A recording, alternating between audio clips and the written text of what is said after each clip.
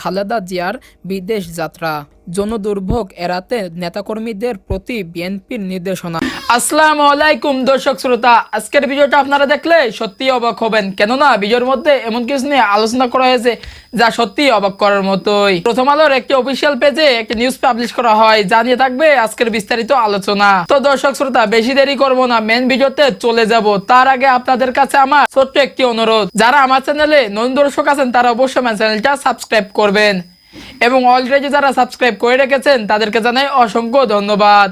তো দর্শক শ্রোতা, চলুন মেন ভিডিওতে চলে যাই। খালেদা জিয়ার বিদেশ যাত্রা, জনদুর্ভোগ এড়াতে নেতাকর্মীদের প্রতি বিএনপির নির্দেশনা। উন্নত চিকিৎসার জন্য বিএনপির চেয়ারপারসন খালেদা জিয়া মঙ্গলবার লন্ডন যাচ্ছে। তাকে বিদায় জানানোর সময় জনদুর্ভোগ এড়াতে ঢাকা মহানগর বিএনপি ও এর সব অঙ্গ ও সহযোগী সংগঠনের নেতাকর্মীদের বিশেষ নির্দেশনা দিয়েছে কেন্দ্রীয় বিএনপি।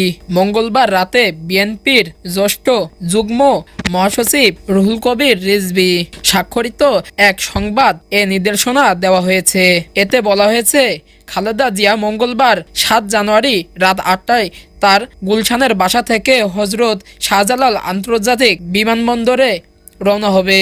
রাত 9টায় তিনি বিমানবন্দরে পৌঁছাবেন। রাত 10টায় কাতারের আমিরের পাঠানো বিশেষ অ্যাম্বুলেন্সে করে তিনি ঢাকা ছেড়ে যাবেন। বিজ্ঞপ্তিতে আরও বলা হয়েছে, এ উপলক্ষে ঢাকা মহানগর উত্তর ও দক্ষিণ বিএনপি এবং সব অঙ্গ ও সহযোগী সংগঠনের নেতাকর্মীকে সুশৃঙ্খলভাবে রাস্তার ফুটপাতে দাঁড়িয়ে খালেদা জিয়াকে বিদায় জানানোর জন্য অনুরোধ করা হলো, যাতে রাস্তায় যানবাহন ও পথচারী চলাচলে কোনো বিঘ্ন না ঘটে।